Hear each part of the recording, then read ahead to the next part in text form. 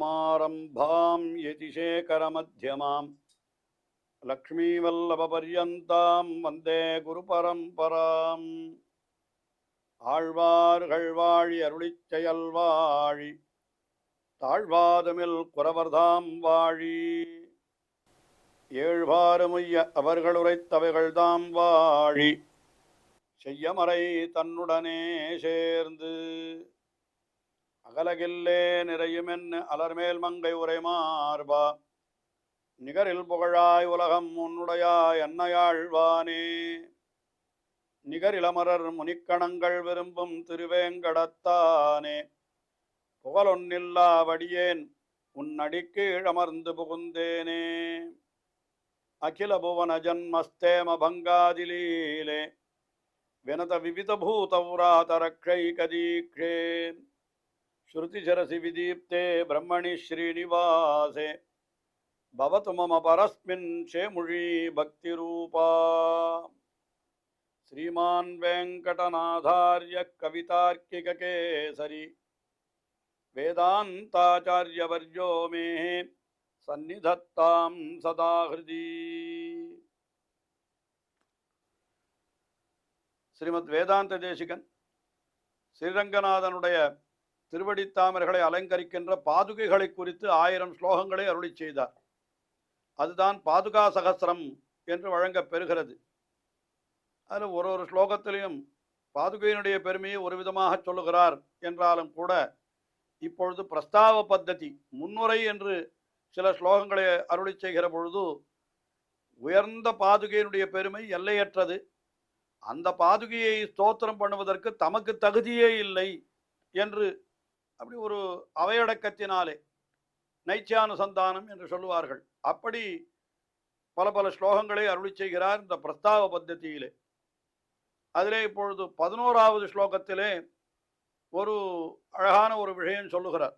என்ன சொல்லுகிறார் என்னால், ஐயோ உயர்ந்த பாதுகை, அதை போய் நான் ஸ்தோத்திரம் பண்ணினால் என்ன ஆகும் என்று கேட்டுக்கொண்டு அதுக்கு என்ன பதில் சொல்லுகிறார்? ஒன்றுமாகாது. நான் எவ்வளவு உயர்ந்ததாய் பாதுகை இருந்தாலும் நீச்சனான நான் ஸ்தோத்திரம் பண்ணுவதனாலே அந்த பாதுகைக்கு ஒரு குறையும் வராது. மாறாக நீச்சனான நான் ஸ்தோத்திரம் பண்றபடியினால, பாதுகையை ஸ்தோத்திரம் பண்றபடியினாலே எனக்குத்தான் நன்மையோ பெருமையோ விளைய போகிறது என்று சொல்லி அதற்கு ஒரு உதாரணம் அழகாக சொல்லுகிறார். என்ன சொல்லுகிறார்? ஸ்லோகத்தை அனுசந்தித்து அந்த உதாரணத்தை பார்ப்போம்.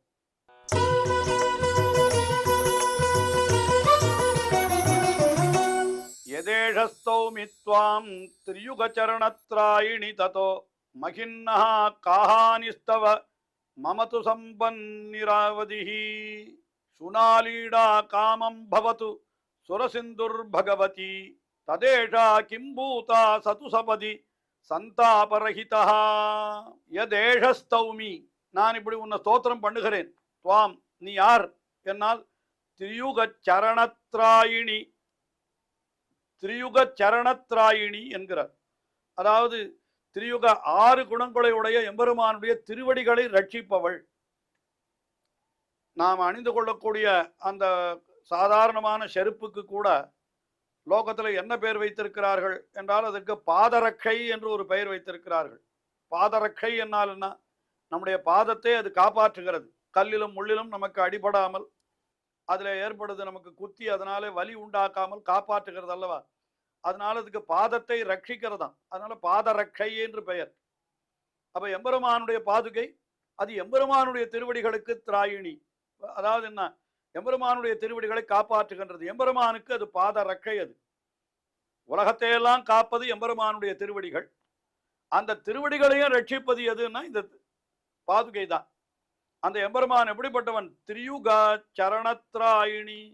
திரியுகம் என்று சொல்றார். திரியுகம் என்னால் 3, 2, 6 6 குணங்களை உடையவன். பகவானை பற்றி சொல்லுகிற பொழுது சாஸ்திரங்கள் அவனுக்கு முக்கியமான 6 குணங்கள், ஞானம், பலம், ஐஸ்வர்யம், வீரியம், சக்தி, தேஜஸ் என்று இந்த 6 குணங்கள். இந்த 6 குணங்களிலிருந்தான் மற்ற எண்ணற்ற குணங்கள் உண்டாகின்றன. ஆக எம்பெருமானுக்கு இருக்கக்கூடிய அனைத்து குணங்களுக்கும் ஊற்றுவாயாக இருப்பவை இந்த 6 குணங்கள் தான். அதனால இந்த 6 குணங்களை உடையவன் எம்பெருமான். பகவான் என்கிற சப்தத்திற்கு கூட அதுதான் அர்த்தம். ஷண்ணாம் பக இத்தீரணாக. இந்த 6 குணங்களுக்குத்தான் பக என்று பெயர். ஞானபலைஸ்வர்ய வீரசக்தி தேஜஸ் என்று சொல்லப்படுகின்ற இந்த 6 குணங்கள், இவைகளுக்குத்தான் பக என்று பெயர். அந்த பக 6 குணங்களை உடையவனாகினாலே அவனுக்கு பகவான் என்று பெயர் என்றெல்லாம் பெரியோர்கள் எடுத்து காட்டுகிறார்கள். அப்ப இங்க திரியுக சரணத்ராயினி, இப்படிப்பட்ட 6 குணங்களை உடையவனான பகவானுடைய திருவடிகளை ரட்சிக்கின்ற பாதுகையே என்று அதை சொல்லுகிறார். அப்படிப்பட்ட பாதுகை அப்படின்னா அந்த பாதுகையை என்ன பண்றா? இப்போ நான் ஸ்தோத்திரம் பண்ணுகிறேன். ஏஷஸ்தௌமி, இப்பொழுது நான் உன்னை ஸ்தோத்திரம் பண்ணுகிறேன் என்று சொன்னார். அப்படி ஸ்தோத்திரம் பண்றபடியினாலே தத்தோ மகிம்னஹா காஹானிஸ்தவா, உனக்கு அதனால என்ன குறைவு வந்துட போகிறது பாதுகையே? நான் உன்னை ஸ்தோத்திரம் பண்றபடி நான் நீச்சன்தான். நான் நீச்சனா இருக்கிறவன் உன்னை ஸ்தோத்திரம் பண்றதுனால உனக்கு என்ன குறை வந்துட போறது? ஒரு குறையும் வராது உனக்கு என்று சொன்னார். ஆனா உனக்கு குறை வராதது மட்டும் இல்லை, பின்ன என்ன சொன்னா? மமது சம்பன் நிரவதிகி, எனக்கு சம்பத்து நிரவதிகி சம்பத்து. உன்னை ஸ்தோத்திரம் பண்றபடியினாலே எனக்கு மிக மிக பெரிய பெருமை வருகிறது, மிக மிக பெரிய செல்வம் வருகிறது என்று சொல்ல, எனக்கு நல்ல சம்பத்து கிடைக்க போகிறது அப்படின்னு சொன்னார். இது எப்படி போலே அப்படின்னு கேட்டா உடனே அதை உத்தரார்த்தத்தில் ஒரு பிற்பகுதியில ஒரு உதாரணத்தோடு விளக்குகிறார். என்ன? சுனாலீடா காமம் பவது சிரசுந்துர் பகவதி, அதாவது ஒரு நாயானது போய் கங்கையில இருக்கிற தீர்த்தத்தை இஷ்டப்படி பருகுகிறதாம். நாய் போய் கங்கையில் இருக்கிற தீர்த்தத்தை தன் விருப்பப்படி பருகிறது. சுனாலீடா காமம் பவது, காமம் தன்னுடைய இஷ்டப்படி சுனா நாயினாலே பருகப்படுகிறது. எது? சுரசிந்துஹு, அப்படி நாய் போய் கங்கையினுடைய தீர்த்தத்தை பருகினால் ததேஷா கிம் பூதா சது, அதனால கங்கைக்கு என்ன குறைவு வந்து விட்டது? இப்ப கங்கையில போய் நாய் தீர்த்தத்தை பருகினபடியினாலே தேவமாதர்கள் எல்லாம் வந்து அங்கே தீர்த்தம் ஆடுகிறார்கள், நீராடுகிறார்கள் என்று சொல்லப்பட்டிருக்கிறது. நாயும் போய் அந்த இடத்துல நீராடுகிறதோ தண்ணீரை பருகுகிறது என்று சொன்னார். அதனால கங்கைக்கு ஏதாவது ஒரு குறைவு உண்டோ? ஒரு குறையும் ஏற்படுவதில்லை. ஆனால் அதே சமயத்தில் என்ன ஆகிறது? சதுசபதி சந்தாபரஹிதா, ஆனால் அந்த நாயோ உடனே என்ன பண்ணுகிறது? சந்தாபம் தீர்கிறது. அதற்கு அது ஏதோ தாகமாயிருந்தால் அந்த தாகம் தீர்கிறது, அல்லது கங்கை நீரை பருகினபடினாலே அதுக்கு நல்ல கத்தியே கிடைக்கிறது என்றே வைத்துக் கொள்வோம். அந்த நாய் பருகுவதனாலே கங்கைக்கு கேடு எதுவும் இல்லை, ஆனால் அந்த நாய்க்கு நன்மை விளைகிறது. அதுக்கு குறைஞ்சபட்சம் அதனுடைய தாகம் தீர்கிறது என்றே வைத்துக் கொள்வோம், அதுவாவது ஏற்படுகிறது. நாய்க்கு நன்மை விளைகிறது, ஆனால் நாயினால் நக்கப்படுவதனாலே கங்கா தீர்த்தத்துக்கு குறைவு ஏற்படுவதில்லை. அதுபோலத்தான் இங்கே நீச்சனான நான் உன்னை ஸ்தோத்திரம் பண்ணுவதனாலே உன்னுடைய பெருமைக்கு ஒரு குறைவும் கிடையாது. ஆனால் அதே சமயத்தில் எனக்கு உன்னை ஸ்தோத்திரம் பண்ணுவதனாலே உண்டான பெருமை எனக்கு வந்து சேருகிறது என்று இப்படி மிக அழகாக அந்த தம்முடைய நீச்ச பாவத்தை தம்மை ஒரு நாய் போலே உருவகித்து கொண்டு ஆழ்வார்களுடைய பாசுரத்தில் பல இடங்களிலே அந்த தங்களை நாயேன் வந்தடைந்தேன் நல்கியாளன்னை கொண்டருடைய குழைக்கின்றது போல அழைக்கின்றபடி நாயேன் நாய் குழைவாலால் குழைக்கின்றது போல என்னுள்ளங்குழையும் என்று பல பல பாசுரங்களிலே தங்களை நாய்க்கு சமானமாக சொல்லிக் கொண்டார்கள். அதெல்லாம் நைச்சானுசந்தானத்தாலே என்றும் கொள்ளலாம். அதேதான் இங்கேயும் வேதாந்த தேசிகன் என்ன சொல்லுகிறார்? நான் ஸ்தோத்திரம் பண்றபடியினால உனக்கு ஒரு குறை வராது, ஆனா உன்னை ஸ்தோத்திரம் பண்றதுனால எனக்கு நன்மை விளையும். எப்படி போலேன்னா, நாய் பருகுவதனாலே கங்கா தீர்த்தத்துக்கு குறைவில்லை, ஆனால் அந்த நாய்க்கு தாகம் தீர்கிறதே என்று இப்படியாக இந்த ஸ்லோகத்திலே தெரிவித்தார். இதற்கு அடுத்தபடியாக 12வது ஸ்லோகத்திலே, அது வாஸ்தவம் தான், இருந்தாலும் உன்னை ஸ்தோத்திரம் பண்ணுவது என்கிறது மிகவும் சாகசமான காரியம். இதை ஊரார் என்னை பார்த்தால் சிரிக்கத்தான் செய்வார்கள். இவன் போய் பாதுகையை ஸ்தோத்திரம் பண்ணுகிறானா, பாதுகையை ஸ்தோத்திரம் பண்ணுவதற்கு இவனுக்கு என்ன தகுதி என்று நினைத்து என்னை பார்த்து சிரிக்கத்தான் செய்வார்கள். என்ன செய்வது என்பது போல அடுத்த ஸ்லோகத்தில் ஒரு விஷயத்தை தெரிவிக்கிறார். அங்கேயும் ஒரு உதாரணம் சொல்லுகிறார்.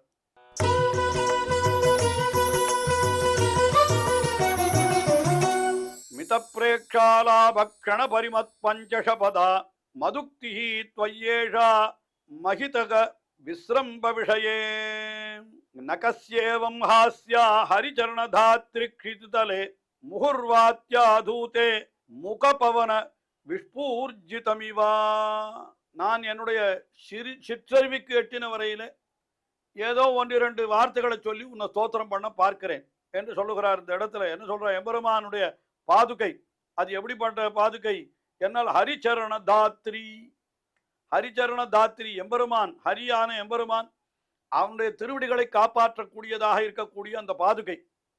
அந்த பாதுகையை போய் நான் என்ன பண்ணுகிறேன், ஸ்தோத்திரம் பண்ணுகிறேன். பாதுகை எப்படிப்பட்டது என்று பார்த்தால் அது எப்படிப்பட்டது என்னால் மகித கவி சம்பிரம்பகா, மிகவும் கொண்டாடப்பட்ட கவிகள் அவர்களுடைய பெரிய வார்த்தைகளாலே அவர்களுடைய ஞானத்திலே ஏற்பட்ட வெளிப்பாட்டினாலே சொல்லக்கூடிய அதுல என்ன பண்ணுகிறான், அந்த ஸ்தோத்திரத்தாலே துதிக்கிறார்கள். அதற்கு நீ தகுதி உடையவள். அப்படிப்பட்ட தகுதி உடையவர்கள் தான் உன்னை ஸ்தோத்திரம் பண்ண வேண்டும். ஆனால் இப்பொழுது நான் என்ன பண்ணுகிறேன் என்னால் நான் என்னுடைய வாக்காலே மதுக்திகி துவையேஷா மகிதக என்னுடைய வார்த்தையாலே, அதுவும் சிற்றறிவிக்கு எட்டின வார்த்தையாலே, நான் அதுவும் எப்படிப்பட்டது, மிதா சொல்பமாயிருக்கிற வார்த்தை அது. அதுவும் அல்பமான அறிவை கொண்டு நான் என்ன பண்ணுகிறேன், அப்படி உன்னை போய் நான் ஸ்தோத்திரம் பண்ண ஆரம்பிக்கிறேன்.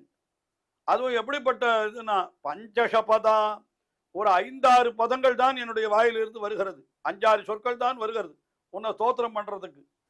ஆனால் இது எப்படி உன்னை ஸ்தோத்திரம் பண்ணலாம், இப்படி எனக்கு ஸ்தோத்திரம் பண்றதுக்கு எனக்கு என்ன தகுதி என்று சொன்னவர், அது ஒரு இப்படி எல்லாம் ஸ்தோத்திரம் பண்ணினா உலகத்துல நகைப்புக்கு இடமாகாதா, ஏளனத்திற்கு இடமாகாதா என்று சொன்னால் அதுக்கு ஒரு உதாரணம் சொல்றார். க்ஷிதிதலேது முஹு வாத்யா தூதே.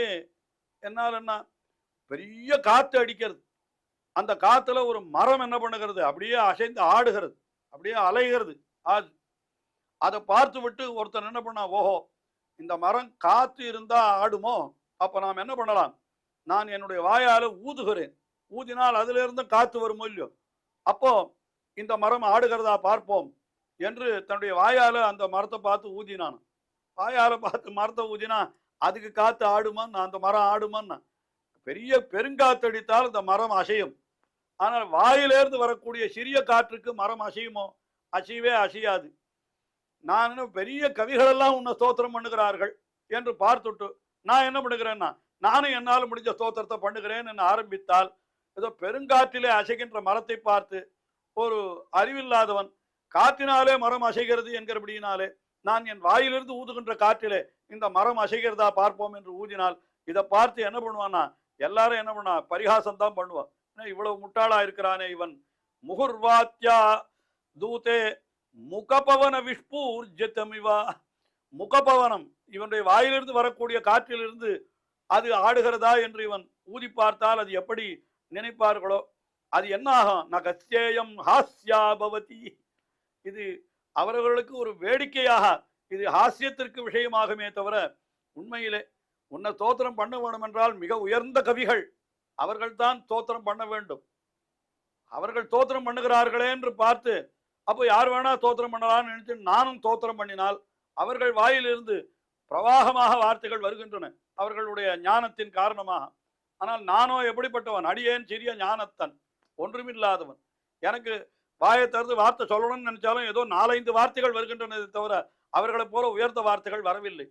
ஆனால் நானும் ஸ்தோத்திரம் பண்ணுகிறேன் என்று இழுகிறது இறங்குவது எப்படி இருக்கிறது என்றால், பெருங்காற்றில் மரம் அசைவதைக் கண்டு காற்றினாலே மரம் அசைகிறதுனாலே நானும் மரத்தை அசைவிக்க பார்க்கிறேன் என்று வாயினாலே ஊதத் தொடங்கினால் ஒருத்தன், அவனை பார்த்து எப்படி உலகோர்கள் சிரிப்பார்களோ அதுபோலத்தான் என்னுடைய காரியமும் நகைப்புக்குத்தான் இடமாகும், என்ன செய்வது என்று இப்படியாக தமக்கு அந்த பாதுகையை துதிப்பதற்கு தகுதியில்லை என்பதை இப்படி நைச்சியானுசந்தானமாக இப்படி வெளியிடுகிறார் வேதாந்த தேசிகன்.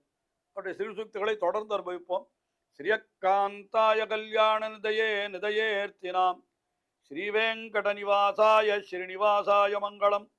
ஸ்ரீமத் சுந்தர ஜாமாதிர் முனிமானசவாசினே சர்வலோக நிவாசாய ஸ்ரீனிவாசாய மங்களம்.